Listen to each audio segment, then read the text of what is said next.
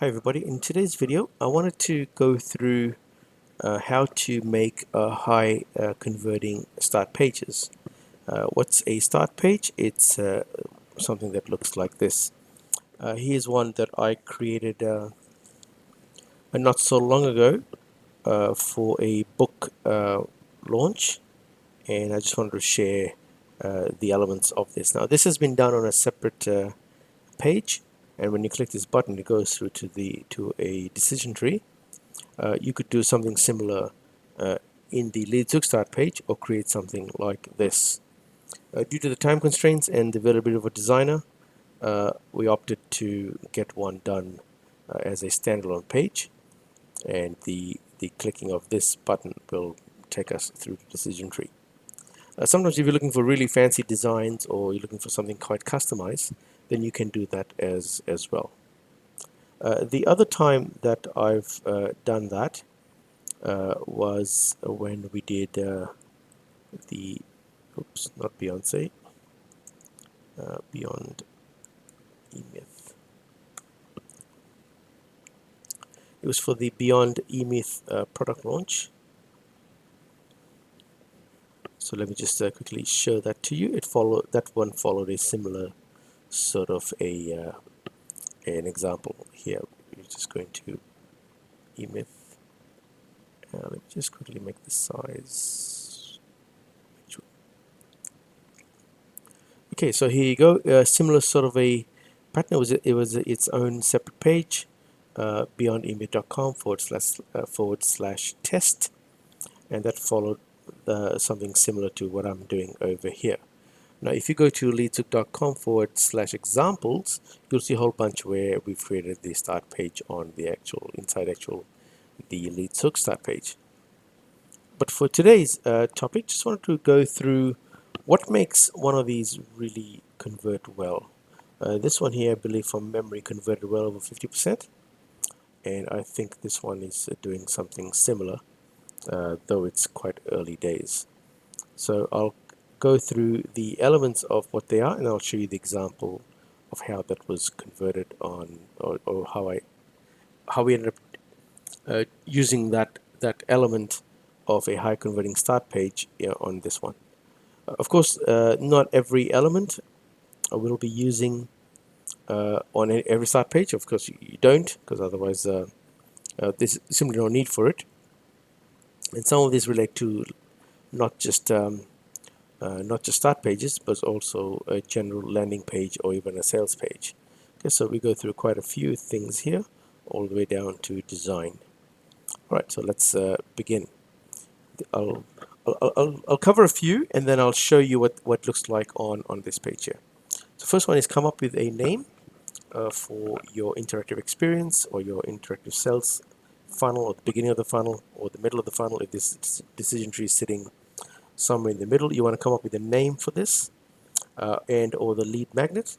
So you can call it an IQ, a profile, a score, a grader, audit, report, assessment. I tend to avoid the word quiz for obvious reasons. Is that quiz has a lot of existing meaning, and it's usually like, you're Disney princess, and so if you've got something that is quite a bit more serious or a little bit more important, then using the word quiz here would diminish its value. So that's one of the main reasons why I tend not to use the word quiz. In fact, I haven't used quiz in a very long time, and it's preferred that you don't. Okay, go through the appeals list. So this is where you go through. In previous lessons, I've covered Victor Schwab's appeals list. What people want to do, people want to gain, people want to have, and people want to be. There are a whole bunch of things inside that. You want to go through that list and sort of pick what would be most relevant to your market, and then narrow down to one. So I'm giving some examples here. If you want to lose weight, get a loan fast, increase the number of leads, save money, be a better parent, be a better person in a relationship, whatever it be. It's essentially be aware of the emotional state we want to create via the message and the story and the look and feel, because that's got something to do with mirror neurons and neuron coupling. Essentially, what we show, we automatically take the person in that we help create that emotional state inside the person as well. Okay, so I'll go more into that later during this presentation, but for now, just be mindful of the fact that you want to kind of narrow down on a broad appeal or an appeal that your decision tree is going to go with. So this one here, we call it a score and a profile. I use both words, and what I had done here is the appeal was of the mental toughness. And you've got a guy here who seems to have had a nice run, and he's overlooking out into the overlooking up, I should say, out into the across the horizon there, to once again reinforce the image we want to create, which is of being mentally tough. We could have used any number of other images, nothing overly too specific about why we picked this image. I think this was just the first one we found, or at least one of the ones that easily represented the look and feel we wanted to create. So this is the one that we went with. Because once again, there's a subjective element to all of this, and you don't want to get bogged down focusing hours of your life trying to find the perfect image. Just pick one, test it out, see how you go. Right, so the presupposition headline and a subheadline. Normally presuppositions, which we've looked at in a prior video in a lot of detail about what they are and how they created and how to word them properly, which is which, how many are you, what is. So we went with what's your mental toughness score. So we went with the what's yours. Also have a subheadline if you want to, which is what are the benefits, what is the benefit of the benefit. Let's see what we have here. So in this case, sorry, I went with a bunch of bullets. Finally, fix the specific mental toughness roadblocks, covertly blocking your performance, stop guessing how to build your mental toughness, receive your very own personalized chart. And so these are the bullets or the subheads, if you want to call it that. Is what we created here. Okay, so that's to give an example of what the subheads are, what the benefits would be, and what is the benefit of the benefit, and that is basically to give yourself an ultimate edge for success. Right, that's your ultimate edge or the benefit of the benefit. Okay, we have number 4, which is a hero image. You want to make this tangible. The hero image can be a book, can be anything else for that matter. Some people put their own photos here. If you're very famous, by all means use that. For example, in the Michael Gerber one, I think his photo was used. But in this case, I wanted to hero what they were actually going to get. Though Simon is relatively famous, but just wanted to make sure that we give an insight of what it is. And so at the bottom, I also use the caption here, which is sample chart. Get your very own personalized chart that plots your current scores on the 4 pillars of mental toughness. Okay, so right away people knew what they were going to get if they went through this decision tree, and it was going to take 30 seconds to do that. Right, so the presupposition headline, which I think we've got, is what's your. Next we go, who is this for? I think we did that in this one here. Yeah, why take the test, how it works, who is Michael Gerber, and what makes it.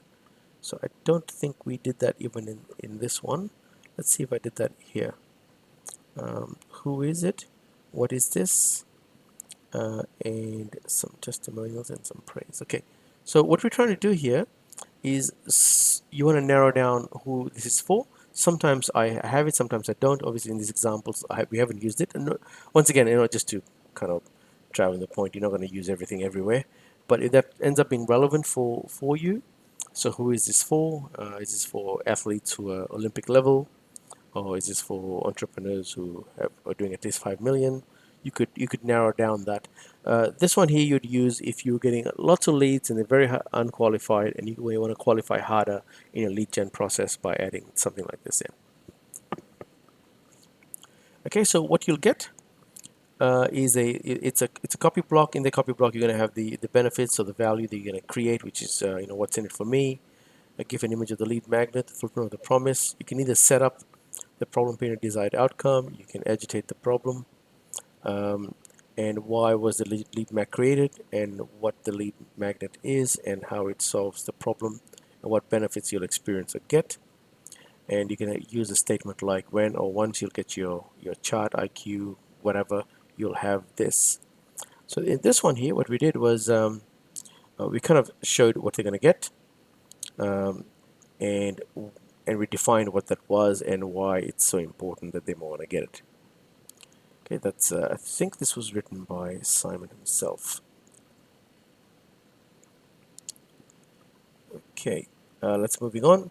How does the interactive experience work? Is it physical, tangible? What does it do? What do you receive? We're pretty clear in this case. You're going to receive that. In the Gerber one, we said why take the test. So once again, we're talking about the value of the benefit they're going to get. I don't think we showed. Did we show a chart? Yes, we did. Yeah, we did show this what you're going to get as well.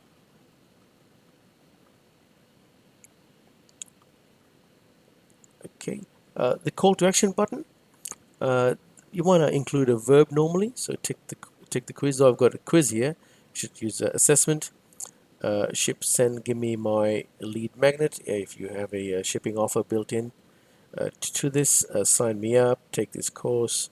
Join free for a month. I included a few headlines here. Sorry, a few call to actions that you would normally use for maybe perhaps you're going to check out or a sign up for a product.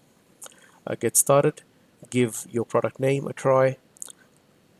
The other one that I found is the ones that you word in the first person, which is get my score, show me my results, send me specials now, and claim my free trial. Right, that's a mistake. I should say claim my free trial. Now the enhancers are the psychological triggers that you put above or below the call to action. Could be testimonial, could be a risk reversal, could be an extra benefit that you have. Something like action takers experience their bodies, their ideal bodies faster. Users see a 50% increase in conversions. Um, I think watch anywhere, anytime. I think that is from Netflix actually, which was quite good. Which is watch anywhere, anytime. What did we do for this one here? We said, yeah, get your profile in 30 seconds. And we also had a message above here saying Mental Toughness is currently free as part of a book launch to drive home the value that this actually is worth a lot of money, or it is worth something. Okay, you can then get instructions on what to do next. Enter your email, click the call to action button to get started. I don't believe we did that here. No, I don't think we did that over here, but you can include that if you wanted to. Okay, we have a data privacy message. Data privacy being very important, so sometimes it's important to reinforce that. I don't believe I added that in this one here. No, I didn't. Sometimes I do.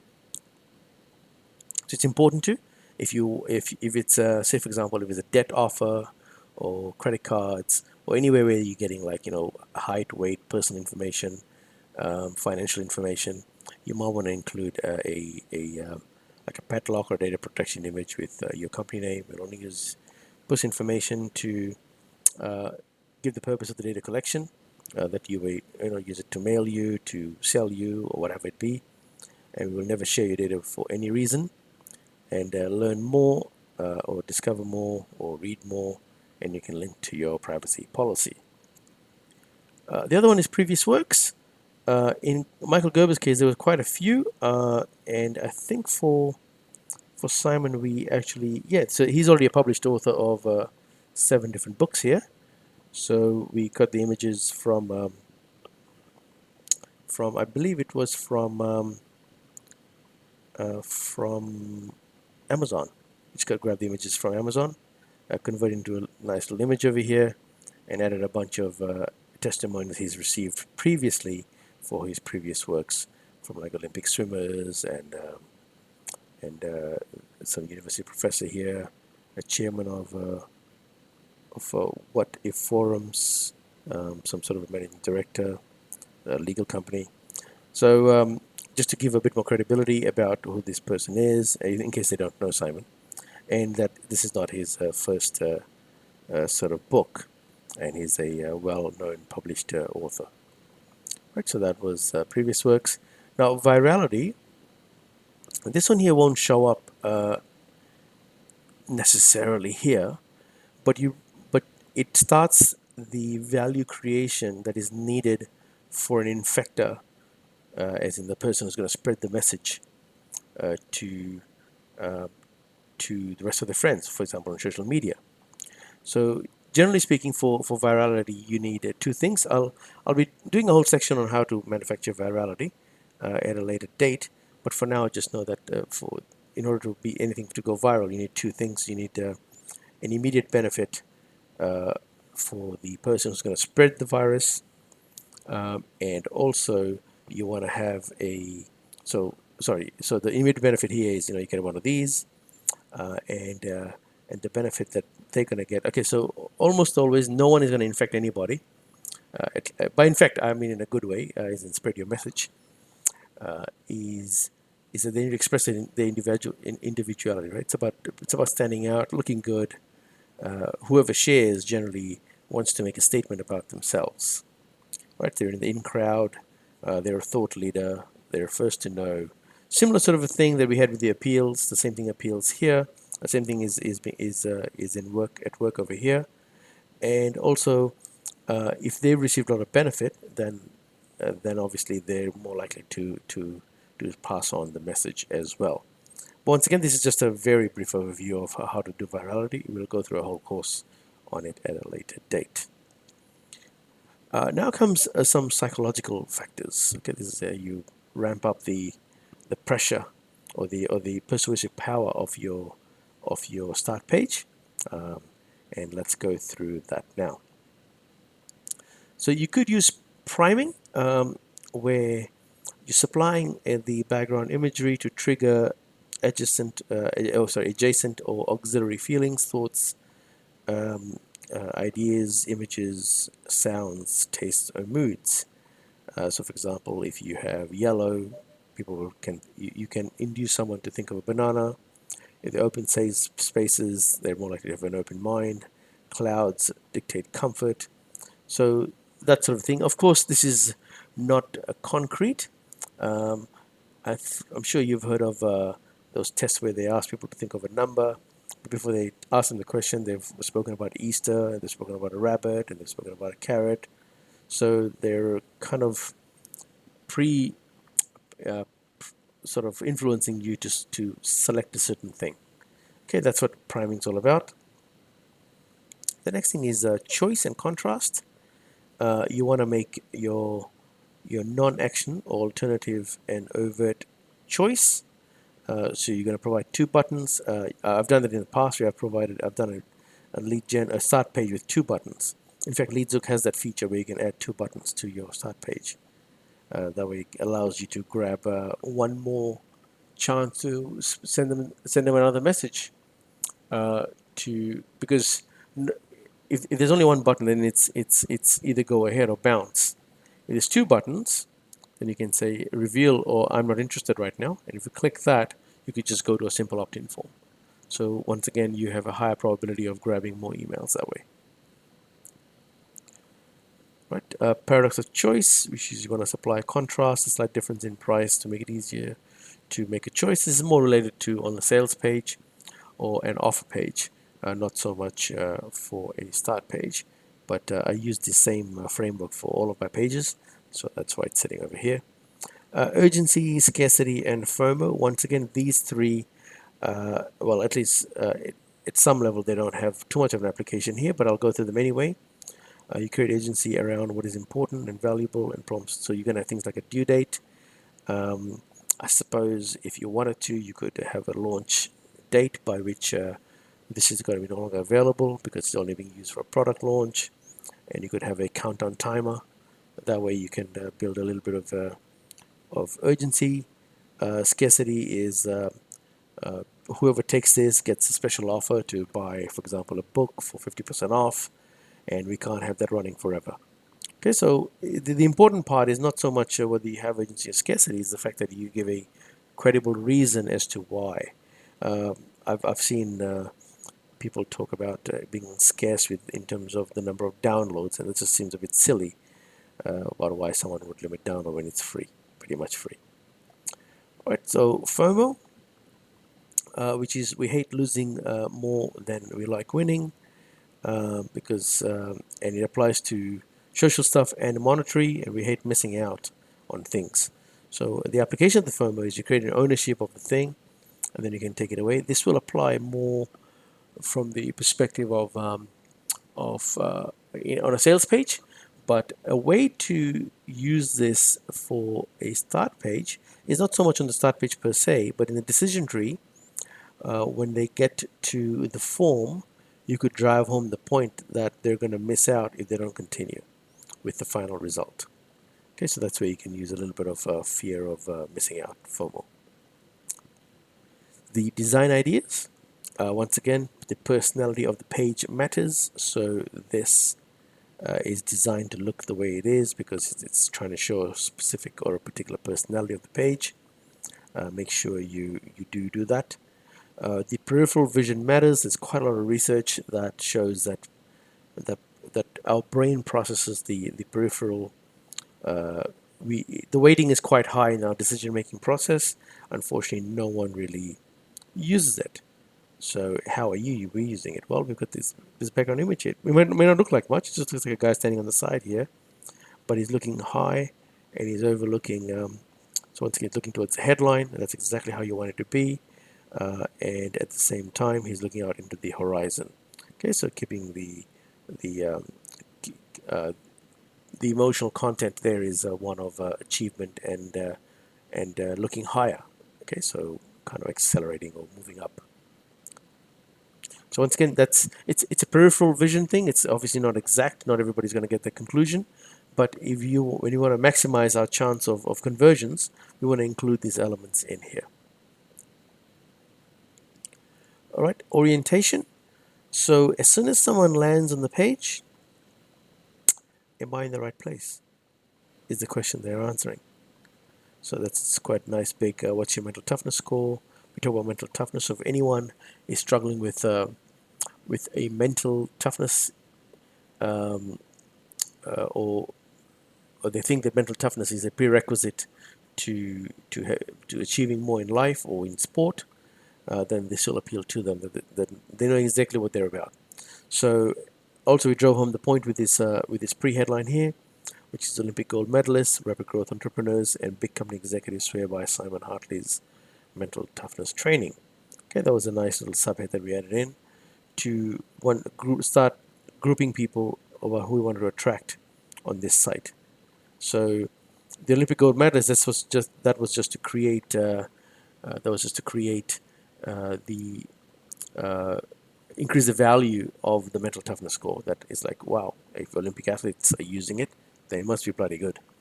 But then but the people that Simon wants to get into his funnel is high growth entrepreneurs and big company executives, right? So that's where the mental toughness. So we're linking mental toughness to your ability to excel in business. Right, you want to supply the image. I think we already just covered that. Bright image to show selling a vacation would be at the beach. Happy. In our case, we've got this guy here looking up. And if you're selling insurance, then you could have danger, fire, that kind of thing, to create the emotion state of one of buying security. Now, color is very important. Unfortunately, in direct response, we don't give a lot of we don't give too much of a thought to color, but color is quite important. Um, but it's important to keep it in context of the personality that you're trying to create. So in this case, I think I've got a little note here saying an aggressive, rough look in pink may not be congruent, right? It'll be incongruent to what personality you're trying to create. So similarly, color supports that the personality you're trying to create. So if it's rough and rugged, you're going to go for dark colors, black colors. If it's something healthy or environmental, then you're going to primarily use bright greens. If you're trying to show environmental disaster, then you could probably show brown and burnt, that kind of an imagery. So as you can see, color makes a big difference to create the personality, and just be mindful of that. Unfortunately, it's very difficult to teach color. That's where working with a good designer helps, because they kind of just get it. But I'm not exactly sure how to teach that. I kind of, in my case, I work with a very good designer, and whenever he delivers something, at that point I'm able to work out whether this works or doesn't work, and then I'll give him feedback to make some changes. That's how I deal with color. I don't I can't, well, at least up to now I haven't been able to work out how best to come up with the color. So I normally just leave that decision to him, because he's the designer. And lastly, logos matter. There's a research study that's been done in 2016 talking about the impact of logo. And I'm not going to say whether it does or doesn't work, but I will tell you that you should probably test it out. Okay, I've seen split tests where adding a logo to a banner ad increases response, or the conversions, or the click-throughs on the ad. So it's a good data point for me.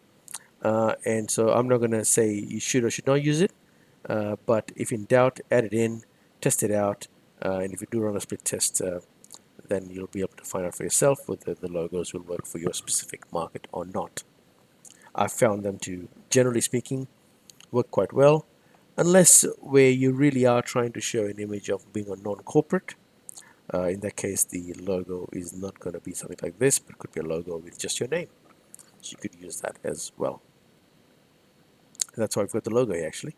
It's been placed there for a very specific reason. It's because logos have shown to matter in some cases anyway. Okay, and I think that covers our our 16 elements of a high converting start page. Hope that gives you a lot of good ideas about what we've done here. We've given an introduction to Simon over here. We added quite a few testimonials of the benefits people have enjoyed, have come to his seminars and stuff. And then lastly, we had more social proof about Simon. Sorry, I think we overlooked this one here, number 5. I don't remember talking about that, so let's do that now. So credibility, there's basically a few ways in which you can show credibility. One is social media, got millions of followers, that sort of thing. Reviews and testimonials, uh, and likability. So people like to buy stuff from or hearing from stuff that are just like themselves.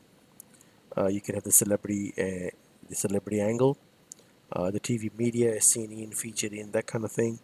Outstanding results. You could show, checks, or you can show um, metrics, or your analytics dashboard to show outstanding results. Studies and stats, if you have them, can be third party too, so you don't need to have your own. Guarantees is also a form of credibility. It adds to the credibility of the page, that if they don't get a specific result, then you demand to have your money back, that kind of thing. There's not too many guarantees on for the lead gen page, but I suppose you could offer a money back guarantee that if this is not valuable, then I don't know, you'll give them a buck or some money back or something. I suppose you could have that guarantee, or you could get a discount on the book. At the end of the day, it still sells your books. Okay, you could then have the demonstrations or contrasting images and video, before and after outcomes of alternate approaches versus the status quo, and social proof, which is the number of clients who have used your product and trusted by so many brands. Don't take our word for it. Check out these people who are using this product or service. Now you can obviously pay, or you can incentivize to grab this. Just want to kind of put that as a note here that, of course, if you're starting out, you're not going to have many credibility measures. You could purchase some credibility if you wanted to. I'm not saying you should or should not, just letting you know that that is a strategy available to get some credibility. So I hope that gives you a good overview as to why this page is constructed in the manner that it was, and what elements are here that normally would be overlooked if you didn't know why this page is made in a specific format. I hope that helps. Thank you. Sorry, one last point is none of this is the gospel truth. This is just things that I've picked up over the years that help me create these pages at speed.